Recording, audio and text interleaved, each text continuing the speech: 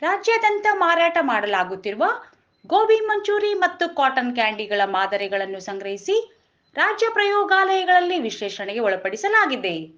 ಇವುಗಳಲ್ಲಿ ಆರೋಗ್ಯದ ಮೇಲೆ ದುಷ್ಪರಿಣಾಮ ಬೀರುವ ಕೃತಕ ಬಣ್ಣಗಳು ಕಂಡುಬಂದಿವೆ. ಕೃತಕ ಬಣ್ಣಗಳು ಕಂಡುಬಂದ ಮಾದರಿಗಳು ಆಹಾರ ಸುರಕ್ಷತೆ ಮತ್ತು ಗುಣಮಟ್ಟಗಳ ಕಾಯ್ದೆ 2006ರ ನಿಯಮ 3(1) ಅನ್ವಯ ಅಸುರಕ್ಷಿತ ಎಂದು ಆಹಾರ ಸುರಕ್ಷತೆ ಮತ್ತು ಗುಣಮಟ್ಟ ಇಲಾಖೆ ತಿಳಿಸಿದೆ. ಈ ಹಿನ್ನೆಲೆಯಲ್ಲಿ ಇಲಾಖೆ ಈ ಕ್ರಮಕ್ಕೆ ಮುಂದಾಗಿದೆ.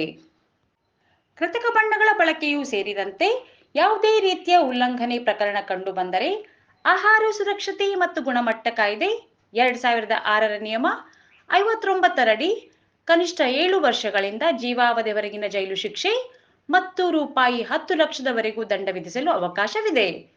ಕಾಯ್ದೆ ಉಲ್ಲಂಘಿಸಿದರೆ ನ್ಯಾಯಾಲಯದಲ್ಲಿ ಮೊಕದ್ದಮೆಗಳನ್ನು ದಾಖಲಿಸಲು ಇಲಾಖೆ ತೀರ್ಮಾನಿಸಿದೆ.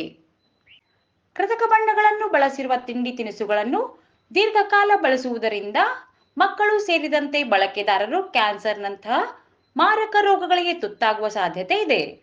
ಆದ್ದರಿಂದ ಕೃತಕ ಬಣ್ಣ ಬಳಸಿ ತಯಾರಿಸುವ ತಿಂಡಿ ತಿನಿಸುಗಳನ್ನು ಸಾರ್ವಜನಿಕರು ಸೇವಿಸಬಾರದು ಅಥವಾ ಮಿತವಾಗಿ ಸೇವಿಸಬೇಕು ಎಂದು ಆಹಾರ ಸುರಕ್ಷತೆ ಮತ್ತು ಗುಣಮಟ್ಟ ಇಲಾಖೆ ತಿಳಿಸಿದೆ.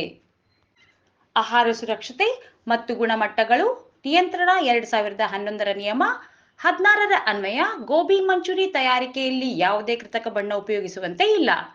ಇದೇ ನಿಯಮಗಳ ಅನ್ವಯ ಕಾಟನ್ ಕ್ಯಾಂಡಿಗಳಲ್ಲಿ ನಿಗದಿತ ಪ್ರಮಾಣಕ್ಕಿಂತ ಹೆಚ್ಚಿನ ಕೃತಕ ಬಣ್ಣ ಉಪಯೋಗಿಸಲು ಹಾಗೂ ಬಳಸಲು ಅವಕಾಶವೇ ಇಲ್ಲದಿರುವ ಕೃತಕ ಬಣ್ಣಗಳನ್ನು ಉಪಯೋಗಿಸುವಂತಿಲ್ಲ ಎಂದು ಇಲಾಖೆಯ ಮೂಲಗಳು ತಿಳಿಸಿವೆ.